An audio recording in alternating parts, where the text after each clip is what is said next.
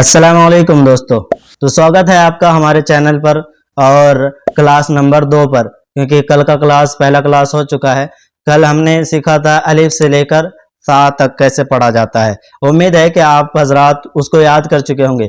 अगर जो याद नहीं किए हैं वो कोशिश करें पढ़ने की और उसे अच्छे से याद कर ले, क्योंकि दोस्तों याद रखें, अगर ये हमारा सही नहीं रहा, अलिफ से लेकर या तक अगर हम सही नहीं पढ़े तो हमारा कुरान भी कच्चा ही रहेगा, हम कुरान को सही तरीके से नहीं पढ़ पाएंगे। तो जिसका जो मखरज है उसे याद कर लीजिए और उसी तरीके से पढ़ने की कोशिश करें, ठीक है। तो चलिए आज का क्लास शुरू करते हैं।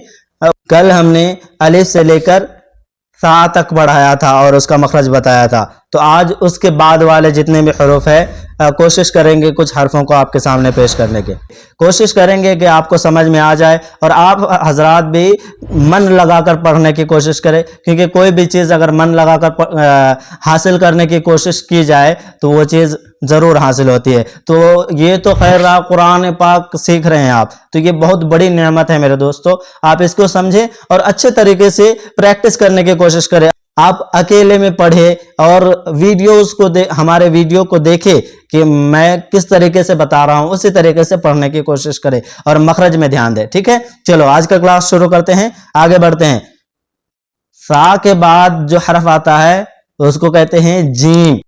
जीम का मखरज क्या है? जबान का जो बीच वाला हिस्सा है वो वाला हिस्सा ऊपर तालू में जाकर टच हो जाता है। मैं कल बताया था ना, आप अगर गौर से सुनेंगे तो मालूम होगा कि जबान के कई हिस्से होते हैं। पहला शुरू का जो रहता है उसको नोक जबान कहते हैं, दोनों किनारे का किनारा जबान, बीच का रहा तो बीच जबान। हाँ, तो बीच वाला जो हिस्सा है जबान का वो ऊपर तालू में जाकर टच होता है, फिर जाकर ये वाला हरफ अदा होता है। कैसे पढ़ेंगे इसको? जीम। इसको कभी भी जीम नहीं पढ़ेंगे। बहुत सारे लोग जीम पढ़ता है इसको, तो जीम पढ़ेंगे तो मखरज के खिलाफ ही हो जा रहा है ना। इसका मखरज क्या है? जबान का बीच वाला हिस्सा ऊपर तालू में जाकर टच होना चाहिए, तो तालू में टच होगा तो वो जीम ही निकलेगा। जीम बोलेंगे तो जबान का हिस्सा, शुरू वाला हिस्सा जो है वो नीचे के जबान में, नीचे के दांतों में टच हो जा रहा है। तो जो मखरज है उस मखरज को लेकर अगर पढ़ेंगे तो आप कभी भी गलत नहीं होंगे, आप कभी भी गलत नहीं पढ़ेंगे, उसका हमेशा जो है उसको सही ही पढ़ेंगे, ठीक है। तो जीम का मखरज क्या है? जबान का बीच वाला हिस्सा ऊपर के तालू में जाकर टच हो जाता है, फिर ये वाला हरफ अदा होता है। कैसे पढ़ेंगे इसको? जीम, ठीक है। उसके बाद हरफ आता है हा। देखो ये वाला हरफ जब भी हम अदा करें तो एक चीज का हमेशा ख्याल रखें कि अंदर से जो है ना, मुंह के अंदर से एक हवा बाहर आनी चाहिए, ठीक है। हा, और ये कहां से निकलता है, किस जगह से अदा होता है? हलक से। इसका मखरज है कि ये हलक के दरमियान वाले हिस्से से, यानी बीच वाले हिस्से से। हलक कहते हैं गर्दन को, यहां से लेकर ये जगह जो है ना, ये जगह से लेकर यहां तक, सीने तक, इसको कहते हैं हलक या फिर गर्दन, ठीक है। तो ये इसका जो बीच वाला हिस्सा है वहां से ये वाला हरफ अदा होता है। अगर आपको पता नहीं चल रहा है कि मैं सही पढ़ रहा हूं कि गलत पढ़ रहा हूं, तो आप बीच वाले हिस्से में अपनी उंगली को रखें और देखें कि क्या वाइब्रेट कर रहा है ये जगह, यहां से जोर लग रहा है, ताकत लग रहा है कि नहीं। अगर ताकत लग रहा है और हवा वाली आवाज आ रही है तो समझ लो आप सही पढ़ रहे हैं। हा, कैसे पढ़ेंगे इसको? हा, ठीक है। हल्का आवाज करेंगे, आवाज को मीठा बनाएंगे थोड़ा सा, और उसके बाद फिर बोलेंगे हा, ठीक है। उसके बाद आता है खा। ये वाले हरफ को पढ़ने में भी बहुत सारे लोग गलतियां करते हैं। गलती ये करते हैं कि इसको खा बोल देते हैं। देखिए एक बात याद रखें, क्योंकि अरबी में ये लफ्ज कहीं है ही नहीं, ये हरफ आता ही नहीं, खा नहीं आता है। खा जो है ये उर्दू में पढ़ा जाता है, खा। काफ में हा लगाने से वो बन जाता है खा। काफ में हा लगाएंगे, उसके बाद अलिफ लिखेंगे, वो बनेगा खा। तो खा सिर्फ उर्दू में इस्तेमाल किया जाता है, अरबी में खा नहीं होता है। अरबी में होता है खा। क्या होता है वो? खा। कैसे पढ़ेंगे? एक बार और सुनो, गौर से सुनो। खा, ये वाला हरफ भी हलक से ही निकलता है। कहां से निकलता है?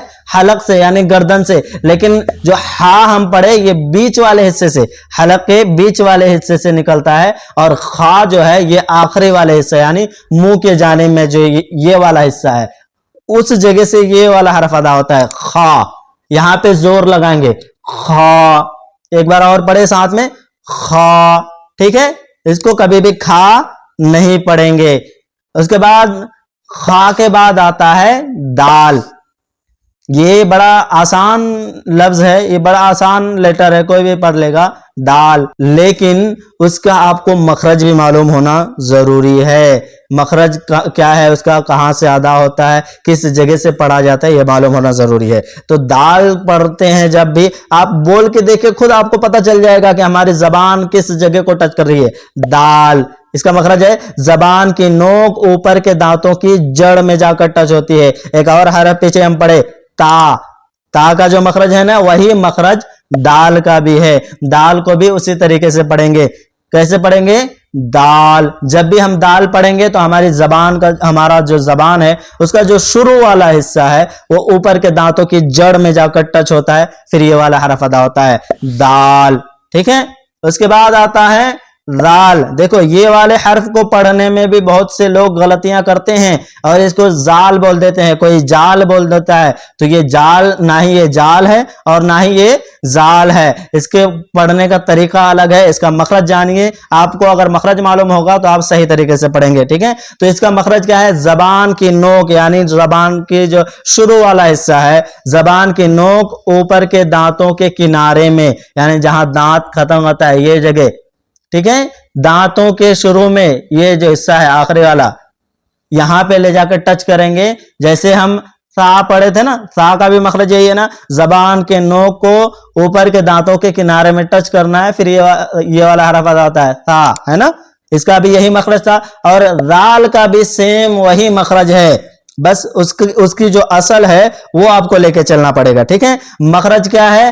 زبان کی نوک کو اوپر کے دانتوں کے کنارے میں لے جا کر ٹچ کریں گے, پھر یہ والا حرف آٹومیٹک ادا ہوگا سا, ہے نا. جیسے ہم پڑھے تھے نا سا, اسی طریقے سے پڑھیں گے زال. کیسے پڑھیں گے اس کو؟ زال. زبان کو ہلکا سا باہر لیں گے اور اوپر کے دانتوں میں ٹچ کریں گے, پھر بولیں گے زال.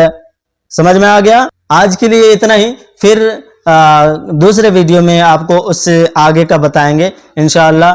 اگر ویڈیو آپ کو پسند آئی ہو تو ویڈیو کو لائک کریں اور ہمارے چینل کو ضرور سبسکرائب کریں اور بیل آئیکن کو دبا دیں. اس کے بعد آپ اپنے دوستوں کو یہ ویڈیو شیئر کر سکتے ہیں, اپنے رشتہ داروں کو یا اپنے پہچاننے والوں کو شیئر کریں, اس نیت سے, ثواب جاریہ کی نیت سے, کہ آپ کے شیئر کرنے سے کوئی اور بھی قرآن پاک کو صحیح طریقے سے پڑھنا سیکھ جائے گا.